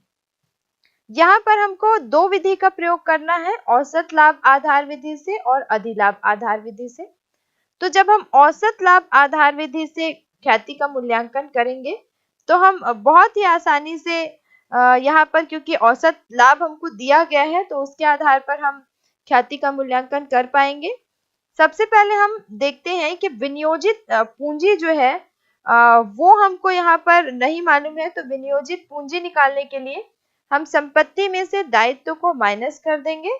तो ये हो जाएगा विनियोजित पूंजी यानी कि capital employed equal to assets 17,46,000 minus liability 7,20,000। तो ये हो जाएगा कैपिटल एम्प्लॉयड 10,26,000 और एवरेज प्रॉफिट क्योंकि निकाल के दे दिया गया है 1,29,600। तो यहाँ पर क्योंकि हमको औसत लाभ के पूंजीकृत मूल्य के आधार पर वैल्यूएशन करनी है गुडविल की, capitalised value of average profit हमको कैलकुलेट करना है के बेस पे। तो ये हो जाएगा capitalised value of average profit equal to average profit into 100 divided by normal rate of return. क्योंकि एवरेज प्रॉफिट क्वेश्चन में दिया गया है 1,29,600 into 100 upon normal rate of return है 10। तो ये 12,96,000 हमारा कैपिटलाइज्ड वैल्यू हो जाएगा एवरेज प्रॉफिट का। और इसके आधार पर अब हम गुडविल बहुत आसानी से कैलकुलेट कर सकते हैं। तो उसके पहले हम गुडविल कैलकुलेट कर लेंगे capitalised value of average profit minus capital employed. तो कैपिटलाइज्ड वैल्यू हमने कैलकुलेट कर ली थी 12,96,000। इसमें से हम माइनस कर देंगे कैपिटल एम्प्लॉयज 10,26,000। तो 2,70,000 हमको गुडविल यहाँ पर मिल जाएगी। दूसरा मेथड हम यूज करते हैं अधिलाभ विधि द्वारा, सुपर प्रॉफिट मेथड से। क्योंकि सुपर प्रॉफिट मेथड से हमको जब हम गुडविल के कैलकुलेशन करते हैं तो यहाँ पर हमको फॉर्मूला यूज करना होता है goodwill equal to super profit into 100 divided by normal rate of return. तो हमको सुपर प्रॉफिट पहले कैलकुलेट करना है, उसके लिए हमको एवरेज प्रॉफिट और नॉर्मल प्रॉफिट चाहिए। नॉर्मल प्रॉफिट के कैलकुलेशन के लिए हमको कैपिटल एम्प्लॉयड चाहिए। तो सबसे पहले हम कैपिटल एम्प्लॉयड कैलकुलेट कर लें। Capital employed equal to assets minus liability 17,46,000 minus 7,20,000। तो ये हो जाएगा 10,26,000 हमारा कैपिटल एम्प्लॉयड। इसके बेस पे हम नॉर्मल प्रॉफिट कैलकुलेट कर लेंगे। तो normal profit equal to capital employed minus normal rate of return यानी 10,26,000 का 10% हम निकाल लेंगे 1,02,600 हमारा नॉर्मल प्रॉफिट हो जाएगा। एवरेज प्रॉफिट प्रश्न में दिया गया है 1,29,600। तो इसके आधार पर हम सुपर प्रॉफिट कैलकुलेट कर लेंगे। Super profit equal to average profit minus normal profit. Average profit है 1,29,600 माइनस नॉर्मल प्रॉफिट 1,02,600। तो ये हो जाएगा 27,000। गुडविल हम कैलकुलेट कर लेंगे इस फॉर्मूले से super profit into 100 upon normal rate of return. Super profit हमने कैलकुलेट किया था 27,000 इंटू 100 अपॉन 10 यानी 2,70,000 हमारा गुडविल यहाँ पर हमको मिल जाएगा। एक व्यापार ने औसत लाभ 1,00,000 रुपए पिछले वर्षों में कमाया और इस प्रकार के व्यवसाय में सामान्य आय की दर 10% है। ख्याति की गणना कीजिए। पहला, अधिलाभ की पूंजीकरण पद्धति द्वारा। दूसरा, अधिलाभ विधि द्वारा यदि ख्याति का मूल्यांकन 3 वर्षों के क्रय के आधार पर किया जाता हो। व्यापार की संपत्तियां 1,00,000 और दायित्व 1,80,000 रुपए है। इस प्रश्न में हमको दो मेथड यूज करना है, एक अधिलाभ की पूंजीकरण पद्धति और दूसरा अधिलाभ विधि। तो जब हम अधिलाभ की पूंजीकरण पद्धति से गुडविल की गणना करेंगे तो हम फॉर्मूला यूज करेंगे यहाँ पर अधिलाभ गुणित 100 बटे सामान्य प्रत्याय की दर। तो क्योंकि हमको यहाँ पर अधिलाभ चाहिए यानी सुपर प्रॉफिट चाहिए और सुपर प्रॉफिट के लिए हमको नॉर्मल प्रॉफिट और एवरेज प्रॉफिट चाहिए। तो सबसे पहले हम नॉर्मल प्रॉफिट कैलकुलेट कर लें, क्योंकि एवरेज प्रॉफिट तो यहाँ पर निकाल के दे दिया गया है। नॉर्मल प्रॉफिट के कैलकुलेशन के लिए हम फॉर्मूला यूज करते हैं capital employed into normal rate of return. Capital employed क्योंकि प्रश्न में नहीं दिया गया है, तो हम संपत्ति और दायित्व के आधार पर पहले कैपिटल एम्प्लॉयड निकाल लेंगे। तो सबसे पहले हम कैलकुलेशन करते हैं कैपिटल एम्प्लॉयड की। Capital employed equal to assets minus liability. Assets दी गई है 10 लाख और लायबिलिटी दी गई है 1,80,000, यानी 8,20,000 कैपिटल एम्प्लॉयड हो गया। नॉर्मल प्रॉफिट हम कैलकुलेट करते हैं capital employed into normal rate of return. 8,20,000 into 10/100 यानी 82,000 नॉर्मल प्रॉफिट हो गया। एवरेज प्रॉफिट कैलकुलेशन करके दे दिया गया है 1 लाख। सुपर प्रॉफिट हम कैलकुलेट कर लेते हैं normal profit minus average profit, यानी 1 लाख माइनस 82,000, 18,000 यहाँ पर हमको सुपर प्रॉफिट मिल जाएगा। और इसके बेस पे हम बहुत आसानी से गुडविल कैलकुलेट कर सकते हैं। तो ये गुडविल हो जाएगा यहाँ पर super profit into 100 divided by 10, 18,000 into 100 divided by 10 यानी 1,80,000। अब इसी क्वेश्चन को जब हम सुपर प्रॉफिट मेथड यानी अधिलाभ विधि से बनाते हैं, तो सुपर प्रॉफिट तो हमने कैलकुलेट कर लिया है। अब इसके आधार पर हम बहुत आसानी से गुडविल कैलकुलेट कर लेंगे। तो ये हो जाएगा goodwill equal to super profit into number of purchase year. ख्याति बराबर अधिलाभ गुणित क्रय किए गए वर्ष। तो सुपर प्रॉफिट हमको मिल गया 18,000, क्रय के वर्ष यहाँ पर दिया गया है 3 वर्षों के क्रय के आधार पर, तो 3 से हम इसको मल्टीप्लाई करके बहुत आसानी से गुडविल कैलकुलेट कर लेंगे, जो कि 54,000 हो जाएगी। एक फर्म 20,000 रुपए औसत लाभ अर्जित करती है और 1 लाख रुपए पूंजी के रूप में विनियोजित करती है। इस प्रकार के व्यापार में साधारणतया 10% लाभ होता है। यदि ख्याति अधिलाभ के पूंजीकृत मूल्य के बराबर हो तो फर्म की ख्याति का मूल्यांकन कीजिए। यहाँ पर हमको नॉर्मल प्रॉफिट का रेट दिया गया है और हमको क्योंकि पूंजीकृत मूल्य के बराबर, और यहाँ पर हमको ये बताया गया है कि ख्याति अधिलाभ के पूंजीकृत मूल्य के बराबर हो। यहाँ अधिलाभ की भी सूचना दी गई है और पूंजीकरण की भी सूचना दी गई है। तो हम यहाँ पर अधिलाभ की पूंजीकरण विधि का प्रयोग करेंगे, जैसे कि हमने वीडियो में देखा था। जब हम अधिलाभ की पूंजीकरण विधि यानी कि capitalisation of super profit method use करते हैं, तो गुडविल के कैलकुलेशन के लिए हम फॉर्मूला यूज करते हैं super profit upon normal rate of return into 100। ख्याति बराबर अधिलाभ बटे सामान्य लाभ की दर गुणित 100। और अधिलाभ के बारे में तो हमने पहले जान ही लिया है कि अधिलाभ की कैलकुलेशन हम करते हैं औसत लाभ में से सामान्य लाभ को घटाकर। Super profit equal to average profit minus general profit या नॉर्मल प्रॉफिट।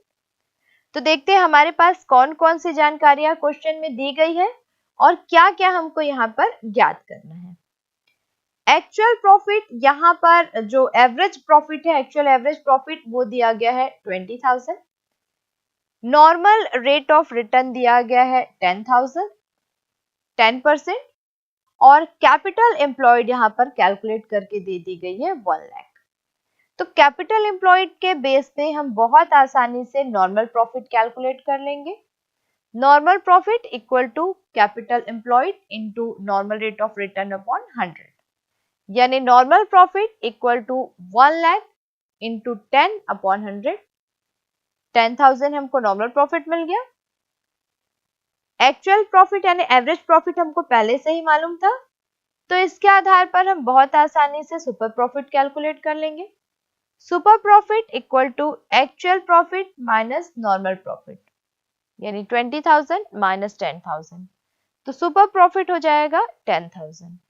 और अब हम सुपर प्रॉफिट के बेस पे सुपर प्रॉफिट मेथड से कैपिटलाइजेशन करते हुए बहुत आसानी से गुडविल की कैलकुलेशन कर लेंगे। इसके लिए हम फॉर्मूला यूज करेंगे goodwill equal to super profit into 100 upon normal rate of return.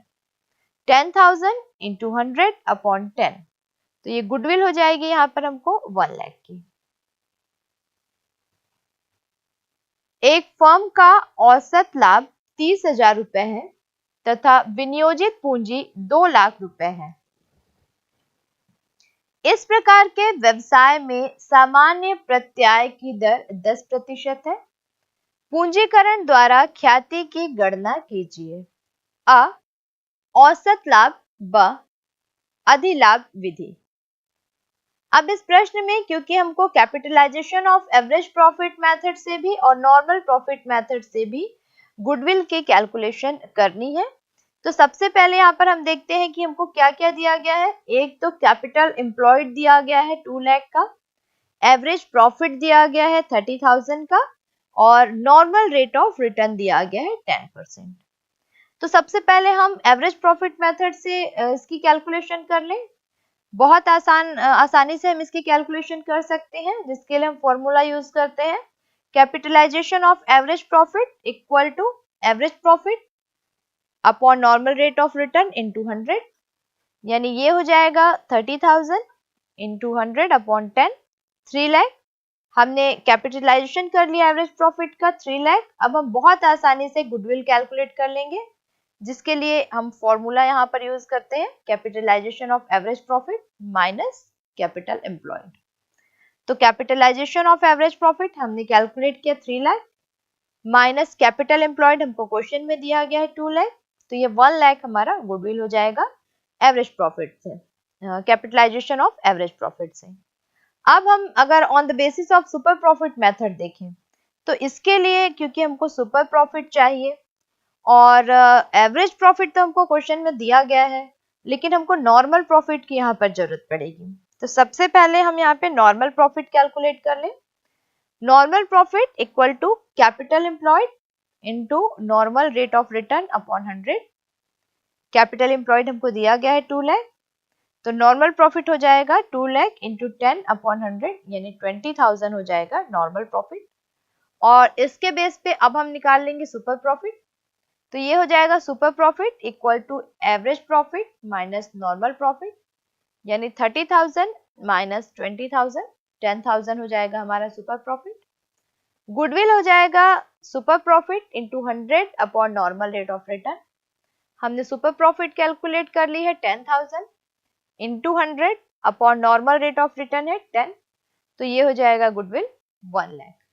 तो आपने देखा कि किस प्रकार हम सुपर प्रॉफिट मेथड से गुडविल की वैल्यूएशन कर सकते हैं। और कुछ प्रश्न में हमने ये देखा कि कई बार कैपिटल एम्प्लॉयड नहीं दी गई है, तो ऐसी कंडीशन में हमको एक बात ध्यान रखना है कि अगर प्रश्न में कैपिटल एम्प्लॉयड यानी कि विनियोजित पूंजी नहीं दी गई है, तो ऐसी कंडीशन में हमको व्यवसाय की जो कुल विनियोजित पूंजी है उसमें से कुल बाह्य दायित्व यानी कैपिटल एम्प्लॉयड में से आउटसाइड लायबिलिटीज जो है उनको घटा के फिर हम यहाँ पे कैपिटल की कैलकुलेशन कर लेते हैं।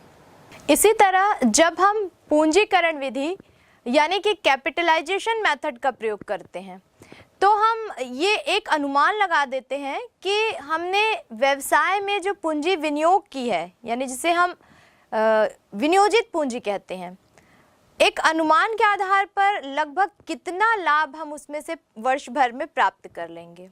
यानी एक अनुमानित लाभ जो होता है वो और दूसरा औसत लाभ, इन दोनों के डिफरेंस के आधार पर हम पूंजीकरण विधि से ख्याति की गणना करते हैं। लेकिन इसके अंदर भी हम चाहें तो 2 मेथड का प्रयोग कर सकते हैं। एक तो हम इस ख्याति को पूंजीकरण के औसत लाभ पूंजीकरण विधि से भी ज्ञात कर सकते हैं, और दूसरा हम अधिलाभ पूंजीकरण विधि के आधार पर भी इसकी कैलकुलेशन कर सकते हैं। तो जब हम औसत लाभ पूंजीकरण विधि का प्रयोग करते हैं, तो वहाँ पर हम जो फॉर्मूला यूज करते हैं वो औसत लाभ यानी कि एवरेज प्रॉफिट पे ही बेस होता है। यहाँ पर हम जिस फॉर्मूले का प्रयोग करते हैं वो है capital employed equal to total assets minus outside liabilities. यहाँ अब क्योंकि हमको कैपिटल एम्प्लॉयड निकालने के लिए और भी बहुत सारे कैलकुलेशन करने होंगे, तो हम पहले सारे छोटे कैलकुलेशन कर लेंगे। जैसे यहाँ पर हम कैपिटलाइजेशन एवरेज वैल्यू यानी एवरेज प्रॉफिट की अगर कैलकुलेशन करना चाहें तो उसके लिए हम फॉर्मूला यूज़ करेंगे average profit into 100 divided by normal rate of return. और उसके बाद क्योंकि हमको फॉर्मूले में ज़रूरत पड़ेगी गुडविल की, और उसके बाद क्योंकि हमको इस फॉर्मूले के आधार पर कैलकुलेशन करनी होगी गुडविल की, तो यहाँ हम गुडविल के लिए फॉर्मूला यूज़ करेंगे goodwill equal to capitalisation value of average profit minus capital employed. तो ये हम एवरेज कैपिटलाइजेशन मेथड से गुडविल कैलकुलेट कर लेंगे, और ऐसे ही हम इसी एवरेज प्रॉफिट को यूज़ करते हुए सुपर प्रॉफिट मेथड से भी कैपिटलाइजेशन मेथड से गुडविल की कैलकुलेशन कर सकते हैं। तो इसके लिए हमको थोड़ा सा फॉर्मूला चेंज करना होगा। यहाँ पर हम क्या करेंगे, क्योंकि हमको गुडविल की कैलकुलेशन सुपर प्रॉफिट के बेस पे करना है, तो यहाँ हम फॉर्मूला यूज़ करेंगे goodwill equal to super profit into 100 divided by normal rate of return. अब क्योंकि यहाँ हमको सुपर प्रॉफिट की कैलकुलेशन भी करनी होगी, तो सुपर प्रॉफिट के लिए हम फॉर्मूला यूज़ करेंगे super profit equal to average profit minus normal profit. तो इन दोनों ही मेथड्स को बहुत अच्छे से समझने के लिए आइए हम इनसे संबंधित कुछ क्रियात्मक प्रश्नों को हल करें। एक फर्म का औसत लाभ 80,000 रुपए है। फर्म की कुल संपत्तियां 10 लाख रुपए है तथा चालू दायित्व 4,80,000 है। अपेक्षित आय की दर 10% है। औसत लाभ के पूंजीकरण विधि द्वारा ख्याति की गणना कीजिए। यहाँ पर हम देख रहे हैं क्योंकि अपेक्षित आय की दर दी गई है, संपत्तियां दी गई है, दायित्व दिया गया है, इन सब के आधार पर हम कैपिटलाइजेशन मेथड पूंजीकरण विधि का प्रयोग करके ख्याति की गणना करेंगे। तो जैसे कि हमने वीडियो में देखा था, जब हम कैपिटलाइजेशन मेथड से ख्याति की गणना करते हैं तो वहां पर हम गुडविल की कैलकुलेशन के लिए फॉर्मूला यूज करते हैं goodwill equal to capitalisation value of average profit minus capital employ. तो इसके लिए हमको दो चीजें चाहिए, एक तो हमको capitalisation value of average profit चाहिए और दूसरा हमको कैपिटल एम्प्लॉयड चाहिए। तो सबसे पहले हम निकाल लेते हैं कैपिटल एम्प्लॉयड। हमने देखा था कि कैपिटल एम्प्लॉयड के लिए हम टोटल एसेट्स में से आउटसाइड लायबिलिटी को माइनस कर देते हैं। प्रश्न में हमको स्पष्ट रूप से टोटल एसेट्स दिया गया है 10 लाख का और आउटसाइड लायबिलिटीज दी गई है 4,80,000 की। तो यहाँ हमारा कैपिटल एम्प्लॉयड आ जाएगा 5,20,000। अब हम निकाल लेते हैं capitalisation value of average profit. इसके लिए हम फॉर्मूला यूज करते हैं average profit upon normal rate of return into 100। Average profit हमको क्योंकि कैलकुलेट करके दे दिया गया है 80,000 upon normal rate of return हमको क्वेश्चन में दिया गया है 10% इनटू 100। तो कैपिटलाइजेशन वैल्यू हमको मिल जाती है 8 लाख। अब हम गुडविल बहुत आसानी से निकाल सकते हैं। Goodwill equal to capitalisation value of average profit minus capital employed, यानी 8 लाख माइनस 5,20,000, 2,80,000 हमको गुडविल यहाँ पर मिल जाएगी। एक फर्म की विनियोजित पूंजी 1,50,000 रुपए है। सामान्य लाभ की दर 10% है। 1 रुपए का 5 वर्ष का 10% वार्षिक की दर से वर्तमान मूल्य 3 रुपए 78 पैसे है। 5 वर्ष का औसत लाभ 20,000 रुपए है। वार्षिकी पद्धति से ख्याति का मूल्य निकालिए। एन्युटी मेथड यानी कि वार्षिकी पद्धति से हमने देखा ख्याति का मूल्य निकालने के लिए हम कैलकुलेशन करते हैं goodwill equal to super profit into annuity value. तो यहाँ पर हमको सुपर प्रॉफिट की जरूरत पड़ेगी और सुपर प्रॉफिट के लिए हमको एवरेज प्रॉफिट और नॉर्मल प्रॉफिट दोनों ही चाहिए। अब क्योंकि एवरेज प्रॉफिट तो हमको कैलकुलेट करके दे दिया गया है, तो हम सबसे पहले यहाँ पर कैलकुलेशन करेंगे नॉर्मल प्रॉफिट की। नॉर्मल प्रॉफिट के लिए हम फॉर्मूला यूज करते हैं capital employed into normal rate of return. तो यहाँ पर कैपिटल एम्प्लॉयड है 1,50,000, इसका 10% हम कैलकुलेट कर लेंगे। 15,000 हमको नॉर्मल प्रॉफिट मिल जाएगा। एवरेज प्रॉफिट यहाँ पर दिया गया है 20,000। सुपर प्रॉफिट हम कैलकुलेट कर लेंगे। Super profit equal to average profit minus normal profit, यानी ये हो जाएगा super profit equal to 20,000 minus 15,000, यानी 5,000 सुपर प्रॉफिट हो जाएगा। गुडविल की कैलकुलेशन हम कर लेंगे। Goodwill equal to super profit into annuity value. Annuity value यहाँ पर दी गई है 3.78 और सुपर प्रॉफिट हमने कैलकुलेट कर लिया है, तो ये हो जाएगा गुडविल इक्वल टू 5,000 इंटू 3.78, यानी 18,900। तो इस पूरे अध्याय में आपने जाना कि किसी भी व्यापार की ख्याति उसके लिए कितना महत्वपूर्ण स्थान रखती है। हमने देखा कि ख्याति की अपनी कौन कौन सी विशेषताएं हैं। व्यापार, व्यवसाय, उद्योग या पेशा के आधार पर इसकी प्रकृति जो है वो बदलती रहती है। ख्याति के मूल्यांकन की बहुत सारी विधियां होती हैं। किन विधियों का प्रयोग हम किस तरह से करते हैं, कौन कौन से फॉर्मूलों का प्रयोग करके हम अलग अलग तरह से ख्याति की वैल्यूएशन करते हैं, और बहुत सारी कैलकुलेशन भी हमने की जिससे हम बहुत अच्छे से समझ गए हैं कि ख्याति की गणना किस प्रकार की जाती है। ये टॉपिक बहुत महत्वपूर्ण इसलिए भी है क्योंकि हम साझेदारी के आगे के अध्यायों में इस ख्याति की गणना को बड़े प्रश्नों को हल करने के लिए छोटे छोटे कैलकुलेशंस के रूप में हम इसको यूज़ करेंगे। तो ख्याति के बारे में काफ़ी जानकारी हमने इस अध्याय में प्राप्त कर ली। ख्याति के साथ साथ साझेदारों के जो लाभ हानि विभाजन अनुपात होते हैं वो भी किसी व्यवसाय के लिए काफ़ी महत्वपूर्ण होते हैं। कैसे हम इनकी कैलकुलेशन करते हैं, कैसे नए साझेदार के प्रवेश पर ये चेंज हो जाते हैं या फिर साझेदार की निवृत्ति या मृत्यु पर इनमें परिवर्तन हो जाता है, इस सब की जानकारी देखेंगे हम इसके आगे के अध्याय में।